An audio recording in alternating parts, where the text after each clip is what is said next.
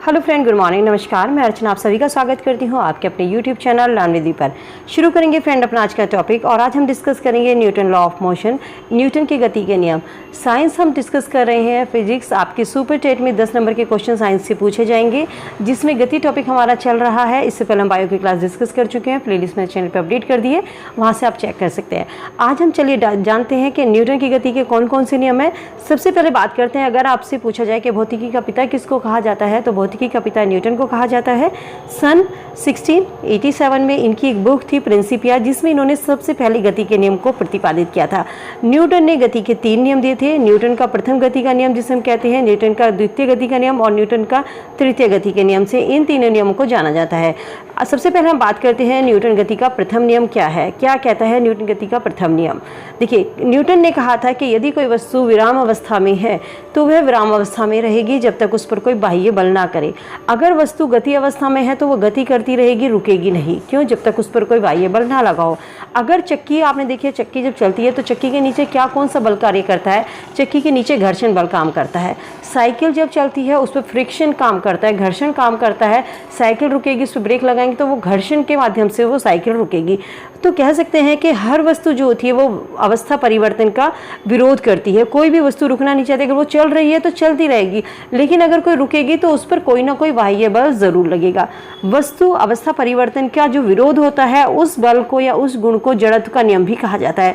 तो न्यूटन का जो प्रथम नियम है, इसे किस नाम से और जाना जाता है? इसे जड़त्व के नाम से भी जाना जाता है या इसे गैलीलियो से भी संबंधित है। इसे गैलीलियो का नियम भी कहा जाता है। तो हम यहाँ देखिए, इंपोर्टेंट लिख लीजिएगा, इंपोर्टेंट लगा लीजिएगा कि प्रथम नियम को गैलीलियो का नियम या जड़त्व का नियम भी कहते हैं।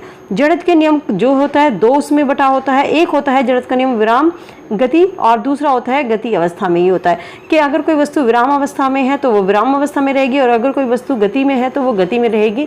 तो जड़त्व के नियम को भी 2 भागों में बांटा गया है, विराम और गति में। जड़त्व होता है कि कोई भी वस्तु जब अपनी विराम अवस्था या समान गति की अवस्था को बनाए रखने की प्रवृत्ति क्या कहलाती है? जड़त्व कहलाती है। न्यूटन के प्रथम नियम से हमें बल की परिभाषा मिलती है। क्वेश्चन आपसे पूछा जा सकता है कि बल की परिभाषा हमें किससे मिलती है? तो न्यूटन का प्रथम नियम, जिसे जड़त्व का नियम भी कहा जाता है, से हमें बल की परिभाषा मिलती है। प्रथम नियम को क्या कहा जाता है? गैलीलियो का नियम भी कहा जाता है। और किस बुक में न्यूटन ने दिया था? प्रिंसिपिया की एक बुक थी जिसमें इन्होंने बल का, गति का प्रथम नियम इसमें दिया था। क्लियर है? चलिए आगे देखिए, इसके उदाहरण आपसे एग्जाम में क्वेश्चन यहाँ से बनता है कि आपसे उदाहरण देके पूछा जाएगा ये किसका है? न्यूटन का गति का प्रथम नियम है, द्वितीय नियम है, तृतीय नियम है। तो ये मोस्ट इंपोर्टेंट है, इनको आप जरूर से याद कर लीजिएगा। जड़त्व के उदाहरण कौन कौन से हैं? कि जब चलती हुई गाड़ी अचानक रुक जाती है तो आप देखेंगे कि आगे की ओर धक्का लगता है, आप पीछे की ओर धक्का नहीं लगेगा। आप चलते गाड़ी में बैठे हैं और गाड़ी में ब्रेक लगा, गाड़ी रुकी तो आप आगे की तरफ झुकेंगे, है ना। कभी कभी गाड़ी के अचानक चल जाने पर पीछे की भी ओर गिर जाते हैं। जब गाड़ी चलती है तो हम कैसे पीछे की ओर को धक्का लगता है और जब चलती हुई गाड़ी रुकती है तो हम आगे की ओर को गिरते हैं। दाल को हिलाने पर फल का टूटकर नीचे गिरना, गोली मारने पर कांच में छेद हो जाना और पत्थर मारने पर कांच के टुकड़े टुकड़े हो जाना। घोड़ा अचानक चलने पर घुड़सवार का नीचे गिरना। हथौड़े पर जब हम हत्था कसते हैं तो उसको जो हम जमीन पर मारते हैं। पायदान को उठाकर डंडे से झाड़ना, जो छोटे छोटे हम किसी भी पायदान को झाड़ते हैं या जो आपका कालीन वगैरह घर में होगा तो उसको हम किससे? डंडे से झाड़ते हैं। तो ये सब उदाहरण किसके हैं? ये जड़त्व के नियम के उदाहरण हैं या बल के गति के न्यूटन का गति का जो प्रथम नियम है उसके उदाहरण है। तो आपसे एग्जाम में क्वेश्चन पूछ लिया जाएगा कि कभी कभी जब गाड़ी अचानक चल जाने पर पीछे गिरते हैं तो ये न्यूटन का गति का प्रथम नियम है, द्वितीय नियम है या तृतीय नियम है। तो एग्जाम्पल आपको मोस्ट इंपोर्टेंट लगा लीजिएगा, जितने भी एग्जाम्पल है सारे आपको लिखने हैं और सभी आपको याद करने हैं। यहाँ से 1 नंबर का क्वेश्चन आपके एग्जाम में जरूर बनेगा। न्यूटन का द्वितीय गति का नियम। न्यूटन का द्वितीय गति का नियम क्या कहता है? कि किसी वस्तु के संवेग में परिवर्तन की दर उस पर आरोपित बल के समानुपाती होती है। यानी कि कह सकते हैं कि संवेग में जो परिवर्तन होता है वो उसके बल के बराबर होता है। अब आप कहेंगे संवेग क्या है? संवेग क्या है? P = mv। P = mv। P संवेग को हम P से प्रदर्शित करते हैं। m हमारा मास होता है। मास कितना है? हमारा 50 kg है। वेग, किस वेग से हम दौड़ रहे हैं? 10 किलोमीटर की वेग से हम दौड़ रहे हैं। और तो हमारा संवेग कितना होगा? 50 × 10 500 500 हमारा संवेग होगा। तो ये क्या हुआ? ये बल के बराबर हुआ। जितना हम बल लगा रहे हैं, अगर हम बल 20 लगा रहे हैं, दौड़ने में 30 लगा रहे हैं तो लेकिन वेग तो हमारा इतना ही होगा, मास तो हमारा चेंज नहीं होगा। वेग हमारा हम दौड़ सकते हैं, कभी हम 20 की स्पीड से दौड़ सकते हैं, कभी 30 की। तो ये किस किस बराबर होगा? ये संवेग के बराबर होगा। सबसे आगे हम बात करते हैं इसके उदाहरण की। एग्जाम्पल आप जरूर से नोट कीजिएगा। एग्जाम्पल न्यूटन की गति के द्वितीय नियम का, बॉलर का हाथ पीछे करके बॉल को पकड़ना है कि गेंद सहित हाथ पीछे खींचना। आपने देखा होगा क्रिकेट जो देखते हैं, देखा होगा कि बॉलर जो बॉल को पकड़ता है तो वो हाथ पीछे की तरफ करके जब बॉल को पकड़ता है तो अपने हाथ पीछे की तरफ खींचता है।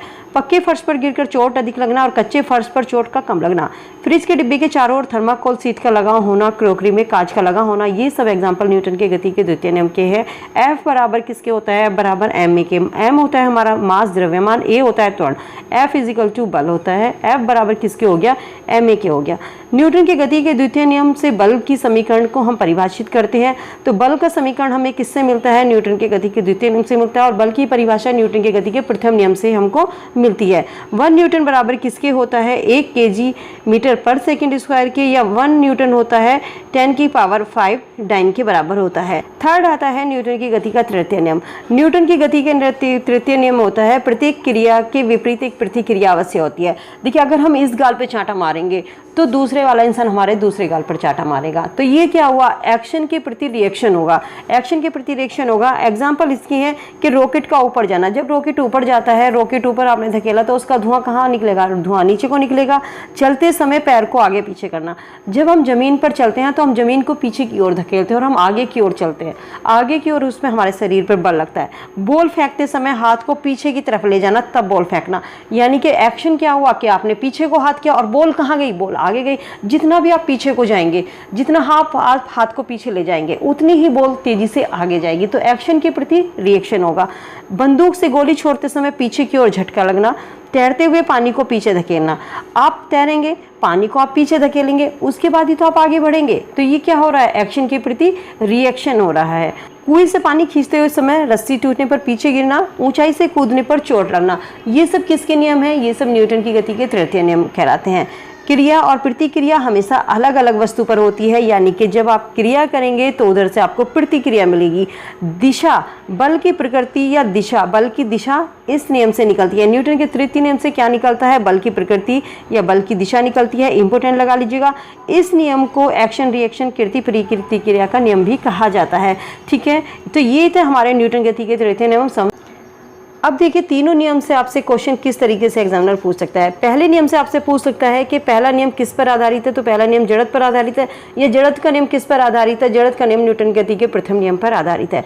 जड़त्व के नियम को किस नाम से और जाना जाता है? या न्यूटन का प्रथम नियम किस नाम से और जाना जाता है? गैलीलियो के नियम से भी जाना जाता है। न्यूटन के प्रथम नियम से हमें क्या मिलती है? बल की परिभाषा मिलती है।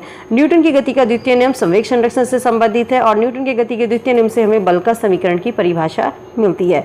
तृतीय नियम एक्शन रिएक्शन यानी कि क्रिया प्रतिक्रिया पर आधारित है। तृतीय नियम से हमें दिशा और प्रकृति का पता चलता है। बल का रिएक्शन किस डायरेक्शन में होगा, इस चीज़ का हमें पता कि बल लग रहा है तो जो का रिएक्शन होगा वो किस डायरेक्शन में होगा, ये हम बता सकते हैं। ठीक है, तो उम्मीद करती हूँ कि टॉपिक आपको क्लियर हुआ होगा। वीडियो कैसी लगी फीडबैक कमेंट सेक्शन में कमेंट करके जरूर बताइएगा। वीडियो पसंद आई तो फ्रेंड के साथ में लाइक शेयर कीजिए। वीडियो को चैनल पर नए है तो सब्सक्राइब कर लीजिए। शिक्षक भर्ती से रिलेटेड जो भी वीडियो मैं अपलोड यहाँ पर करती हूँ वो आप सभी को समय से मिल सके। और जो मैंने आपको थ्योरी फ्रेंड कराई है, शिक्षण कौशल, जीवन कौशल और आपको बायोलॉजी की theory question answer complete course आपको इसी तरीके से कराया जाएगा। बेस क्लियर कीजिए, उसके बाद अपने क्वेश्चन आंसर को क्लियर कीजिए। समय है, समय रहते नोट्स अपने मेंटेन करके रखिए। अगर आप अपने नोट्स मेंटेन करेंगे तभी आप किसी एग्जाम को आसानी से क्लियर कर पाएंगे। तो तैयारी अपनी पक्की रखिए। चलिए मिलती हूँ नई वीडियो में, तब तक के लिए goodbye, be happy, be safe. Thank you so much.